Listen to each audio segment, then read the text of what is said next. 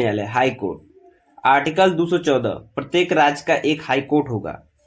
Article 231 लेकिन संसद कानून बनाकर एक से अधिक राज्य या केंद्र शासित प्रदेश के लिए एक हाई कोर्ट बना सकती है। आर्टिकल 241 संसद किसी यूनियन टेरिटरी के लिए एक अलग हाई कोर्ट बना सकती है। हाई कोर्ट का गठन आर्टिकल 216 एक मुख्य न्यायमूर्ति होगा प्लस अन्य न्यायाधीश होंगे। हाई कोर्ट के अन्य न्यायाधीशों की संख्या निर्धारित करना राष्ट्रपति द्वारा होता है। हाई कोर्ट के न्यायाधीशों की नियुक्ति आर्टिकल 217 राष्ट्रपति सीजीआई प्लस राज्य के राज्यपाल से परामर्श कर हाई कोर्ट के मुख्य न्यायमूर्ति की नियुक्ति करता है तथा अन्य न्यायाधीशों की नियुक्ति में वह हाई कोर्ट के मुख्य न्यायमूर्ति से भी परामर्श करता है। यह चीजें संविधान में बढ़ रही थी। और कॉलेजियम के अनुसार सीजीआई प्लस सुप्रीम कोर्ट के वरिष्ठ न्यायाधीश शामिल होंगे। मतलब कॉलेजियम की सिफारिश पर चीफ जस्टिस और अदर जज की नियुक्ति होगी। कार्यकाल 62 वर्ष। शपथ राज्यपाल द्वारा तीसरी अनुसूची के अनुसार शपथ ग्रहण करते हैं। योग्यता आर्टिकल 217 भारत का नागरिक हो और किसी न्यायालय में न्यूनतम 10 वर्ष न्यायाधीश रहा हो या किसी उच्च न्यायालय में न्यूनतम 10 वर्ष अधिवक्ता रहा हो। आर्टिकल 217 हटाया जाना उच्चतम न्यायाधीश की भांति। मतलब उच्चतम न्यायाधीश को कैसे हटाया जाता था? कदाचार असमर्थता के आधार पर, और राष्ट्रपति ऐसा प्रस्ताव पारित करे तो संसद के दोनों सदनों द्वारा ऐसा प्रस्ताव पारित किया जाएगा और संसद के सदस्यों का बहुमत तथा उपस्थित मतदान करने वाले के 2/3 बहुमत से प्रस्ताव पारित होगा तो न्यायाधीश हटा हुआ माना जाएगा। कार्यकारी मुख्य न्यायमूर्ति आर्टिकल 223 जब सीजे उपलब्ध न हो या पद रिक्त हो, राष्ट्रपति द्वारा हाई कोर्ट के किसी जज को कार्यकारी मुख्य न्यायमूर्ति बनाया जा सकता है। कार्यकारी मुख्य न्यायमूर्ति कोई न्यायमूर्ति कार्य करने के लिए उपलब्ध नहीं है तो हाई कोर्ट का जज की योग्यता रखने वाले किसी व्यक्ति को कार्यकारी मुख्य न्यायमूर्ति नियुक्त किया जा सकता है। आर्टिकल 224 अपर न्यायाधीश एडिशनल जज। राष्ट्रपति हाई कोर्ट के जज की योग्यता रखने वाले किसी व्यक्ति को एडिशनल जज अधिकतम 2 वर्ष के लिए नियुक्त कर सकता है।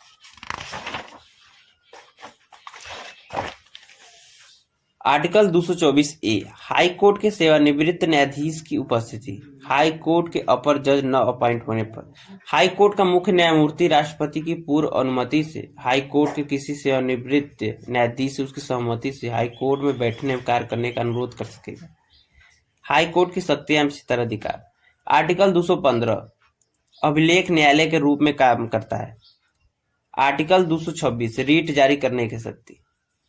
मूल अधिकारों को उल्लंघन पर तथा अन्य उद्देश्यों के लिए भी रीट जारी कर सकता है। रीट जारी करने के मामले में सुप्रीम कोर्ट की शक्ति कम होती है हाई कोर्ट की अपेक्षा। आर्टिकल 227 अधीनस्थ न्यायालयों पर नियंत्रण। नोट आर्टिकल 220 विधि व्यवसाय पर प्रतिबंध। जो व्यक्ति किसी हाई कोर्ट का जज रहा हो वह उस हाई कोर्ट के अतिरिक्त किसी अन्य हाई कोर्ट या सुप्रीम कोर्ट में विधि व्यवसाय वकालत कर सकता है।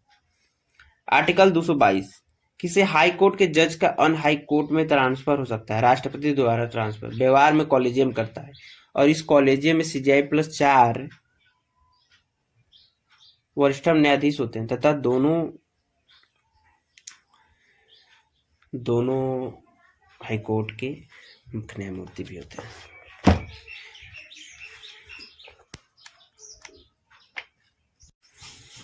आर्टिकल 233 जिला न्यायाधीश की नियुक्ति। राज्यपाल द्वारा उच्च न्यायालय के परामर्श पर। योग्यता वह पहले से न्यायिक सेवा में रहा हो या यदि कोई 7 वर्ष तक अधिवक्ता रहा है और हाई कोर्ट ने नियुक्ति की सिफारिश की है।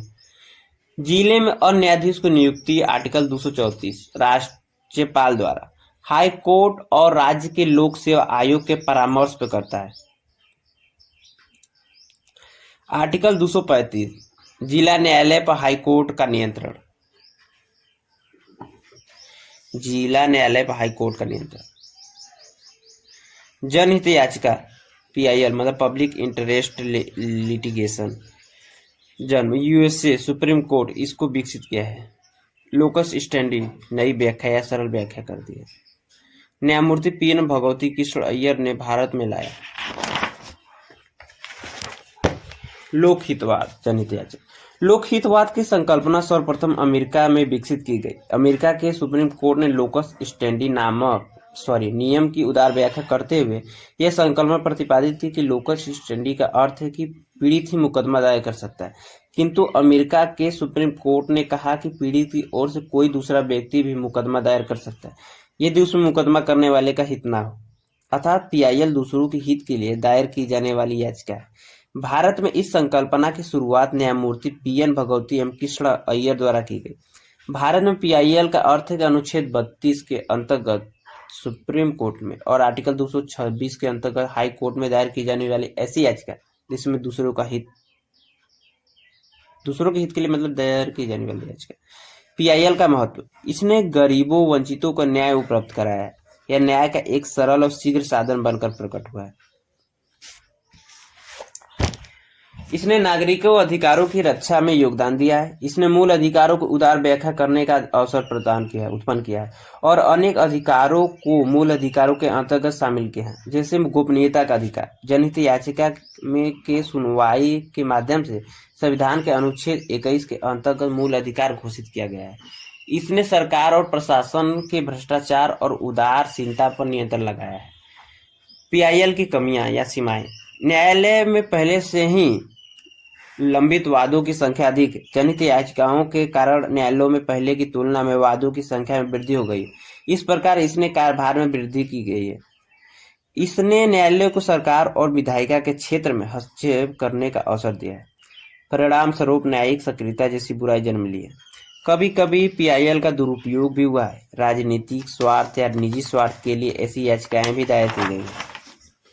निष्कर्ष, लोकहितवाद ने न्याय के क्षेत्र में किए नए परिवर्तन को जन्म दिया और गरीबों के लिए न्याय उपलब्ध कराया, किंतु इसके दुरुपयोग की संभावना से न्यायालय भी परिचित था। इसलिए न्यायमूर्ति पी.एन. बनर्जी ने एस.पी. गुप्ता बनाम भारत संघ के मामले में कहा कि न्यायाधीशों को स्वयं जागरूक होकर देखना होगा कि कोई पीआईएल का दुरुपयोग ना करे। यदि कोई इसका दुरुपयोग करता है तो न्यायालय उसे दंडित कर सकता है। जिसे एग्जाम्पल में पुत्तास्वामी बनाम भारत संघ के मामले में गोपनीयता का अधिकार मूल अधिकार घोषित किया गया और ए.सी. मेहता बनाम भारत संघ के मामले में पर्यावरण संरक्षण का अधिकार, पीयूसीएल बनाम भारत संघ भोजन पानी का अधिकार। न्यायिक सक्रियता का अर्थ है कि न्यायालय द्वारा अपने परंपरागत अधिकार से बाहर जाकर कार्यपालिका एवं विधायिका के क्षेत्र में भूमिका निभाने लगती है या हस्तक्षेप करने लगती है, तब इसे न्यायिक सक्रियता के नाम से जाना जाता है। लोकहितवाद की अवधारणा ने न्यायिक सक्रियता की अवधारणा को जन्म दिया है। महत्व, इससे शासन की गुणवत्ता में सुधार आया है। इसने सरकार की उदासीनता या भ्रष्टाचार पर नियंत्रण लगा सका है। इससे सरकार के द्वारा अधिकार के मनमाने प्रयोग पर नियंत्रण लगा है। नागरिक अधिकारों की रक्षा संभव हुई है। संविधान के अंतर्गत प्रयोग की जाने वाली शक्तियों को न्यायिक समीक्षा के दायरे में ला दिया गया है, जिससे उन शक्तियों के दुरुपयोग पर प्रतिबंध लगा। जैसे आर्टिकल 356 के अंतर्गत राष्ट्रपति द्वारा राष्ट्रपति शासन की घोषणा की न्यायिक जज। कमियां, यह शक्ति पृथक्करण का उल्लंघन माना जाता है। इसे एक बुराई समझा जाता है क्योंकि न्यायपालिका को अपने अधिकार क्षेत्र से बाहर जाकर कार्य करने का अवसर मिलता है। इसने कभी कभी न्यायिक अति सक्रियता को जन्म दिया है, अर्थात न्यायालय ने बिना किसी आवश्यकता के सरकार या कार्यपालिका के क्षेत्र में हस्तक्षेप किया है। निष्कर्ष, न्यायिक सक्रियता की संकल्पना न्यायालय की पहल पर प्रारंभ हुई है और अब एक अनिवार्य बुराई बन चुकी है। यह एक बुराई है क्योंकि न्यायपालिका को सरकार के दूसरे अंगों में हस्तक्षेप करने का अवसर मिलता है, किंतु यह अनिवार्य भी है क्योंकि कार्यपालिका और विधायिका की गुणवत्ता में निरंतर गिरावट भी उत्पन्न हुई है। अतः इसका दुरुपयोग रोकने के लिए न्यायालय को ही स्वयं पहल करनी होगी। अतः न्यायिक निर्बंधन के माध्यम से न्यायिक सक्रियता का दुरुपयोग रोक सकता है। न्यायिक निर्बंधन का अर्थ है कि न्यायालय के द्वारा स्वयं अपने ऊपर प्रतिबंध या रोक लगा लिया जाए। एग्जाम्पल, प्रकाश सिंह बनाम भारत संघ के मामले में सुप्रीम कोर्ट ने पुलिस सुधार के लिए 7 सिद्धांतों का विकास किया। लिंग 2 समिति की सिफारिशों को स्वीकार किया। छात्र संघ चुनाव के सुधार के लिए। न्यायिक निर्बंधन का मतलब न्यायालय द्वारा स्वयं अपने ऊपर प्रतिबंध लगा लेना। वह सरकार व विधायिका के मामले में हस्तक्षेप न करे, नागरिकों के मूल अधिकारों से जुड़े प्रावधानों में हस्तक्षेप करे। न्यायिक गतिशीलता के लिए उठाए गए कदम। अधिकरण अर्ध न्यायिक संस्थाएं होती हैं। अधिकरण का अर्थ होता है कि अधिकरण वे निकाय हैं जो न्याय करने के लिए गठित की जाती है, किंतु न्यायालय नहीं होते। अर्थात यहाँ न्याय करने के लिए न्यायाधीशों के बजाय उस विषय के विशेषज्ञ नियुक्त किए जाते हैं। ऐसे संस्थाओं को अर्ध न्यायिक संस्थाएं कहते हैं और न्याय करने वाले व्यक्ति को अधिनिर्णायक एडजुडिकेटर कहते हैं। अधिकरण का गठन संसद के कानून के द्वारा किया जाता है। संविधान में अधिकरण के विषय में प्रावधान किए गए हैं। आर्टिकल 323A प्रशासनिक अधिकरण सिविल सेवकों के विवादों समस्याओं का समाधान करने के लिए सेवा शर्तों से ऊपर मतलब प्रशासनिक अधिकरण अधिनियम 1985 के अंतर्गत दो संस्थाओं का प्रावधान किया गया। CAT सेंट्रल एडमिनिस्ट्रेटिव ट्रिब्यूनल केंद्र प्रशासनिक अधिकरण और SAT स्टेट एडमिनिस्ट्रेटिव ट्रिब्यूनल राज्य प्रशासनिक अधिकरण। जो CAT है अखिल भारतीय सेवा एवं केंद्रीय सेवा के विवादों का समाधान करती है और SAT जो है राज्य सेवा संबंधी विवादों का समाधान करती है। आर्टिकल 323B अन्य अधिकरण जैसे क्रम श्रम पर्यावरण इत्यादि संबंधी बनाए गए अधिकरण। एग्जाम्पल में NGT national green tribunal, RCT railway claim tribunal. अधिकरण का महत्व यह शीघ्र न्याय के साधन है अर्थात न्याय में समग्र की बचत करते हैं, समय की बचत करते हैं। यह न्याय के लचीले साधन है क्योंकि इस प्रक्रिया एवं साक्ष्य के नियमों से बंधे नहीं होते। यह प्रत्येक मामले में अपनी कार्रवाई स्वयं तय करते हैं। यह न्याय के सस्ते साधन है, न्याय करने में विशेषज्ञता लाते हैं। इनकी कमियां इनकी कार्रवाई का प्रकाशन नहीं होता, यह विधि के शासन के विरुद्ध है, यह न्याय के प्राकृतिक नियम के विरुद्ध है, यह शक्ति पितर का उल्लंघन भी करते हैं। निष्कर्ष विगत वर्षों में अधिकरण ने न्याय के क्षेत्र को गतिशील बनाने में प्रमुख भूमिका निभाई। इससे सामान्य न्याय में मुकदमों में कमी आती है। लोक अदालत यह न्याय करने की वैकल्पिक व्यवस्था है। यहाँ शीघ्र न्याय उपलब्ध कराया जाता है, समझौते के आधार पर न्याय दिया जाता है, इसलिए न्याय की प्रक्रिया में कभी कभी एडवोकेट के साथ साथ सामाजिक कार्यकर्ताओं को भी शामिल किया जाता है। कोई मुकदमा या मामला पक्षकार की सहमति और न्यायालय की अनुमति से लोक अदालत में भेजा जाता है। अनेक छोटी प्रकृति के मामले इसके द्वारा शीघ्रता से निपटाए जाते हैं, जैसे बैंकिंग अधिनियम, बीमा अधिनियम, मोटर वाहन अधिनियम इत्यादि के अंतर्गत दायर किए गए मुकदमे इसके अंतर्गत सुने जाते हैं। 2002 में कानून में संशोधन करके अस्थायी लोक अदालतों के गठन का प्रावधान किया गया। यह अदालतें 10 लाख तक मामलों की सुनवाई कर सकते हैं। इन लोक अदालतों के द्वारा दिए गए निर्णय अंतिम और बाध्यकारी होते हैं। परिवार न्यायालय फैमिली कोर्ट परिवार न्यायालय अधिनियम 1984 के अंतर्गत गठन किया गया। राज्य सरकार द्वारा गठन हाई कोर्ट के परामर्श पर गठन। जिस शहर की जनसंख्या 10 लाख से अधिक हो वहां पर परिवार न्यायालय गठित किया जाना जरूरी है। विवाह, तलाक, भरण पोषण इत्यादि संबंधी मुकदमे ऐसे निर्णय के विरुद्ध उच्च न्यायालय में अपील हो सकती है।